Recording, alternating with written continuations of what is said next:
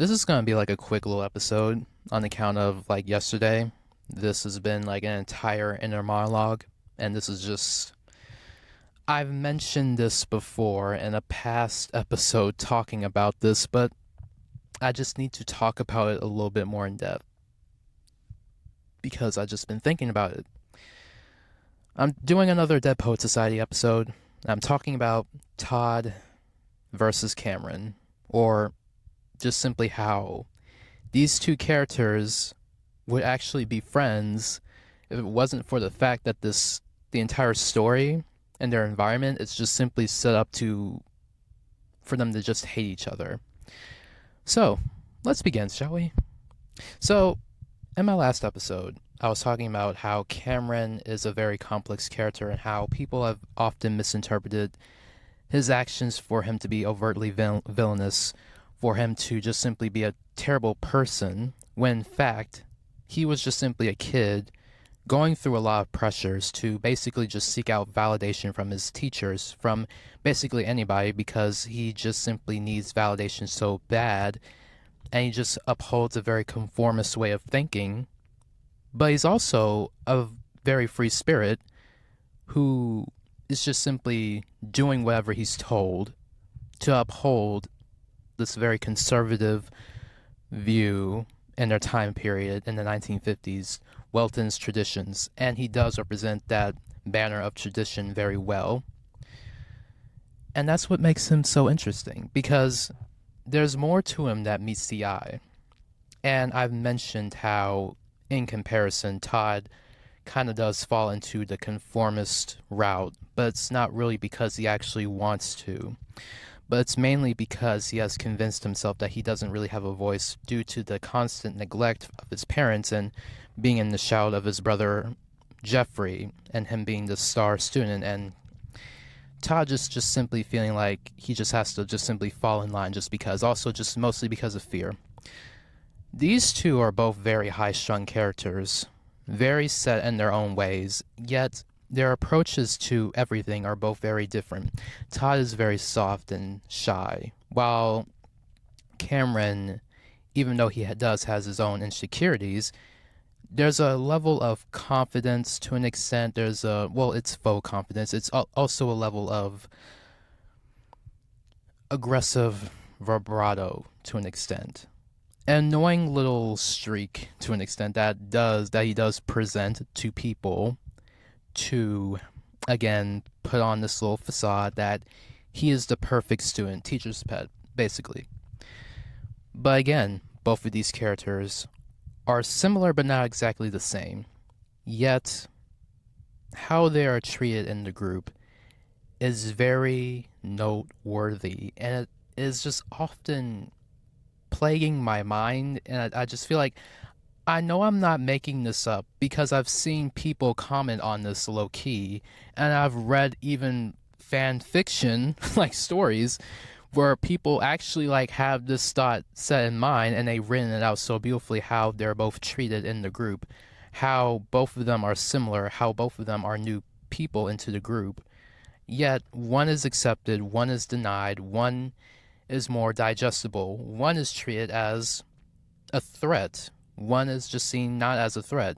This is just simply, this whole dynamic between these two characters is very interesting within male friendships, and also within, I guess, I'm just using $50 words, patriarchal viewings of how men operate within each other to an extent. I say this because their characterizations are different. Todd's acceptance into the group is kind of shady to the fact that he is not seen as an overall threat to the other boys' standing or the other boys' whole, like, just to their standing, mostly to Charlie. Neil's acceptance, or like Neil's efforts to include Todd, are on a different stance because of, it's just simply he's just genuinely very interested in Todd. He's not really thinking about this, but like the film does touch on the themes of like conformity, nonconformity, and the time period that we're in, the time period that does take place, with it being the 50s, it does uphold a very patriarchal, conservative view on men and women, And it briefly touches on how men do interact with each other within their own relationships to each other. What I mean by that is men are expected to be the top dog and dominate over everything and everyone. You are the top dog. Everything is all about you because you're the man. All day, every day. It's all about you. But also, other men are your competition, and they're also your peers at the same time, so you also have to one-up them at every single chance. It's just a constant dick measuring contest. But you also have to be impressive to other men, and there's some ways that you can be impressive or more impressive to men, and other things that will make you less impressive. That is being in your feelings, being soft, or any way that's seen as girly, or just simply not being very hyper masculine. That's just, in many ways, that'll just make you not that impressive or that worthy of like respect within a very patriarchal view. The overall goal that is expected with these boys at Welton is they are supposed to graduate with flying colors. They're supposed to be accepted into an Ivy League school. They're supposed to desire a heterosexual relationship with a woman, settle down, have kids, do whatever boring job, doctor or lawyer, very normal, very like worthy pursuits, and it's very typical for them to pursue those avenues in life, and it really does mirror what it is. But like that is what it's expected, and in these characters, they do try to subvert what is expected of them. And Todd represents the form of gentleness and soft nature within his own shyness and anxiety, and his own storyline arc is presented as such. So his acceptance into the group is both noteworthy and very nice, but also it's very shady into the fact that both of these characters are basically similar, but somehow Todd is more digestible because his whole personality is seen as non-threatening, but Cameron's... Test us on that stuff? Oh, come on, Cameron. Don't you get anything? What? What? Sounds boring to me. Don't come. You know how many demerits we're talking, Dalton? So don't come, please. Look, all I'm saying is that we have to be careful. We can't get caught. No shit, Sherlock. I don't know, guys. It's starting to sound dangerous. Why don't you stay home? Hey, you crazy. I've got one that's even better than that. I do. There's a young married couple, and they're driving through the forest at night from a long trip, and they run out of gas, and there's a madman on them. Oh, that's the with madman on the red. I love that story. I told you that one. You did not. I got that in camp at 6th grade. In a remote abode in the Sandkill Road lived a man named William Bloat. My parents made me take the clarinet for years. I love the clarinet. I hated it. The saxophone. It's seen as a threat because, well, it's seen as a threat for understandable reasons, but also not very understandable reasons, because simply of the fact that Cameron likes to follow the rules, and because Cameron also has an attitude of a snobbish student, and obviously people are not going to vibe with that for understandable reasons. People are just not really going to vibe with that for understandable reasons. His characterization often being like a prime example of how red hair men are treated, being seen as very undesirable, whiny, wimpy, annoying. And does have a separate friendship with Neil, and Neil does make efforts to include Cameron in the group genuinely. It's also just a form of like him taking pity to an extent, because it's obvious that Cameron, being as he is, he doesn't really have that many friends, and Cameron really does just want to be their friends so badly, and he just really does want to be accepted, because Cameron does believe Keating's teaching is to an extent, even though he does find some flaws in it, because he's just so like conditioned to believe that Welton's traditions and like how things are done are just simply the way they should just be doing it. Even though in the back of his mind that he knows that all this is bullshit. He does know that he doesn't like personally agree with the rules himself, but he's just going to go along with it anyway, just due to fear and intimidation, and just fear of like what being free spirited, free thinking, what non-conforming ideas of like how to live your life. If we're going off of like queer coding, I do think in my own headcanon that he is just simply gay, and that's what makes his character more even tragic, because he does simply, like he does in the end, regress back to his old self, and his actions do lead to a huge falling out with everyone. And even though that makes him kind of like in the moment kind of like the bad guy because he did sell everybody out, it's understandable that he did that because this is just all he ever known. And also he just wants to be their friend so bad, he just doesn't want to lose everybody. But if Todd did this, like, we would be making so many like excuses, we would be trying to understand his point of view, but it's just weird.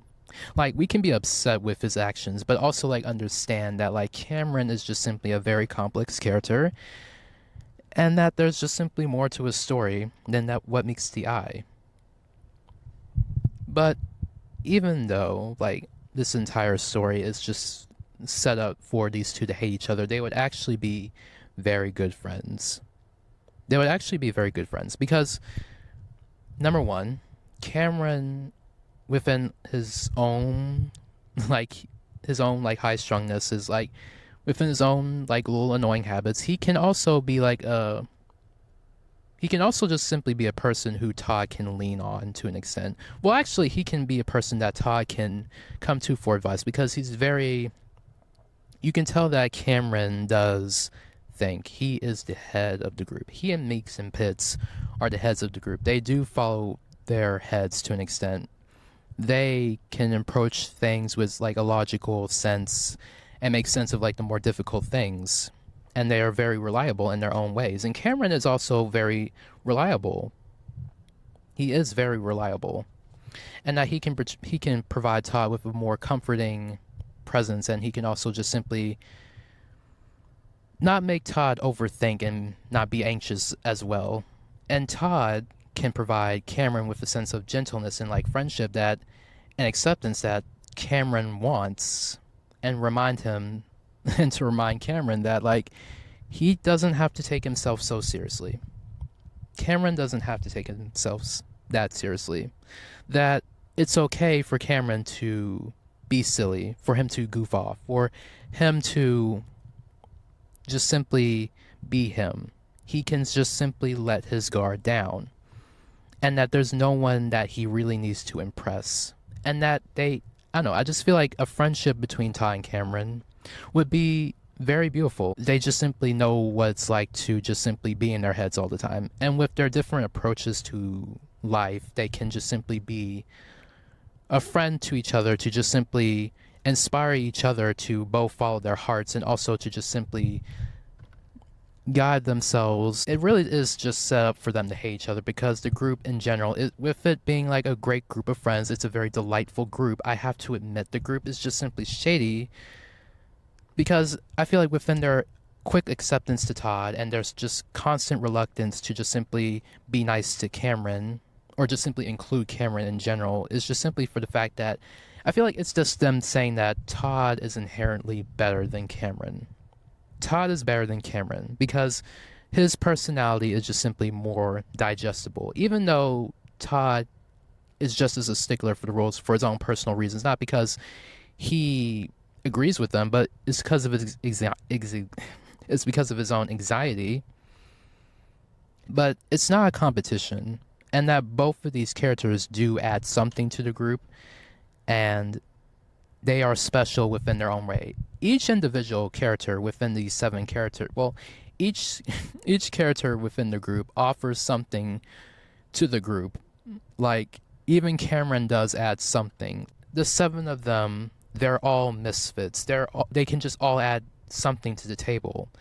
And these differing personalities getting along and butting heads, it's a very realistic portrayal of like how, and I said this in my last episode, how they are a good example of how male friendships operate to an extent. It kind of mirrors a very patriarchal view of how men do operate with each other, how we do have a tendency to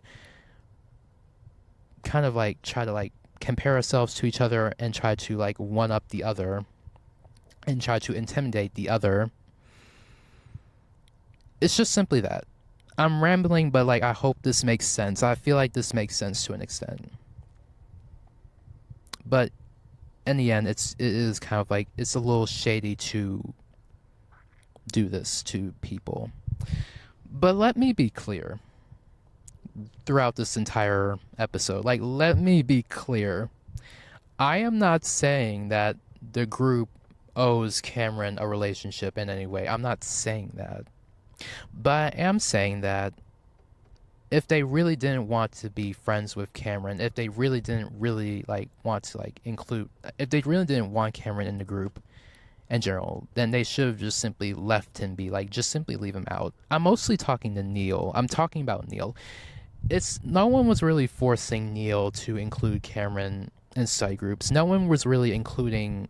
I mean, no one was really forcing Neil to include Cameron even further into the group. Like, no one was really forcing any of them to really interact with Cameron.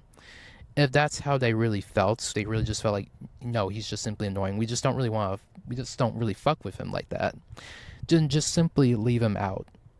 Like, you shouldn't really make him feel like he's a part of something and then just simply, while doing that, like, make him feel like he's just simply not worth anything. When we are in relation to other people, we need to approach our relationships with intention.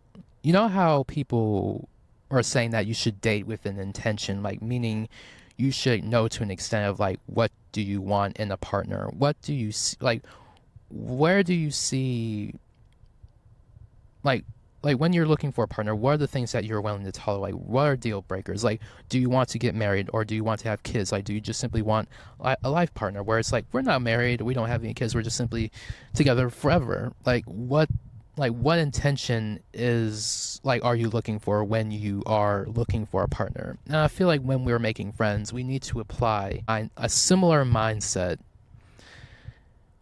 And when we're making friends, like, where do you want this person to go into the filing cabinet that is called our life, and how significant you want this person to be?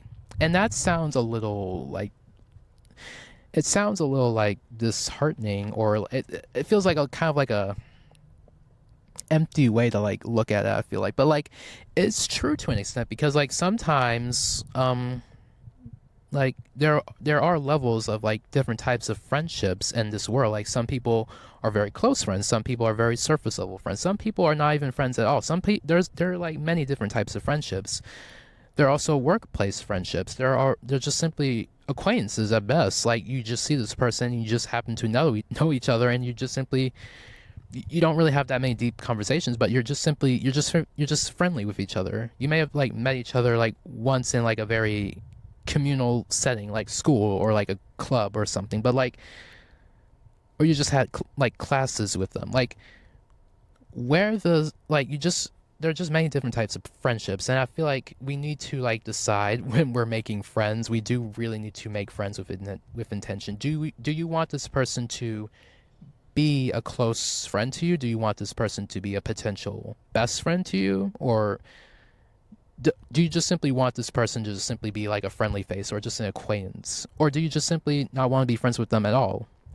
And when we do apply this mindset of like where this person can go into the filing cabinet that is called our life, it will make things less complicated. But also there needs to be a level of communication, because this is where feelings get hurt. This is where things get confusing, and people will assume that this relationship is one way, and that's just not how that's just not really what you're looking for. Like, if you're generally just not really looking for any more like close or like best friends, in your life. You just simply want like a just like a surface level friendship, like an acquaintance. I feel like it's weird to even like say this or like have conversations like that, but like communication is key in these situations because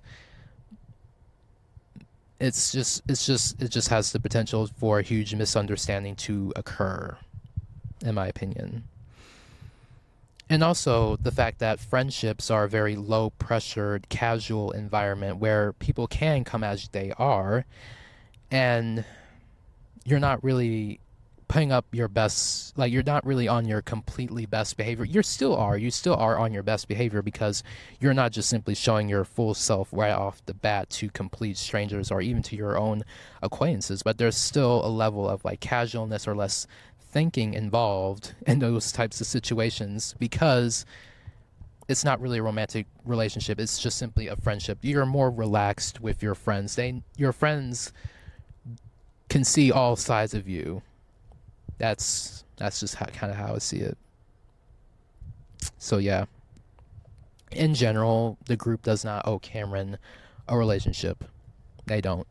But also, if that's how they felt, they should have just simply left him be. And also, the constant comparison within Todd and Cameron is a little. It's again. It's just. It's not. It's not acting in the spirit of like male bonding or like male friendship because one is not better than the other, and one person, like both characters, do add something to the group, and they do make a good presence, or like they do make a good significance on the film. And I do think that these two characters would be very good friends, and that their whole dynamic is an example of like how men do operate within each other. And I do feel like Dead Poet Society is a good commentary for all aspects. Like I feel like, you know, I don't know, I just feel like it's a very good social film to an extent because it just shows how society does operate, how conformist and non-conformist like thinking does like clash, how being your true self can sometimes be scary at times, when to have a voice. Like it teaches you how to be creative, and also like does give like good commentary on like love and friendships. Is just how men do like operate, and like like how men really do socialize with each other, because it provides good commentary on that. But anyway, that's just kind of all I wanted to say about like Todd and Cameron. So yeah, I'm kind of just rambling. I told you this was gonna be a quick episode, but yeah, that's kind of all I have for today. So yeah, thank you for listening to Let's Discuss with Nick Marshall. You can find the podcast on Spotify, anywhere you stream podcasts. You can follow the podcast on social media, Instagram and TikTok at Let's Discuss Podcast _ all lowercase. And you can follow me, Nick.Marshall02, all lowercase, if you want to see your gracious host in the little flesh. Like, you just want to put a face to the voice. Anyway, that's kind of all I had today. This is just me rambling, and yeah. But anyway, it's been a good talk. I'm just feeling chatty today. It's been a good talk. Okay, yeah. But that's kind of all I have for today. But I will talk to you guys soon. All right, bye. Bye. Bye.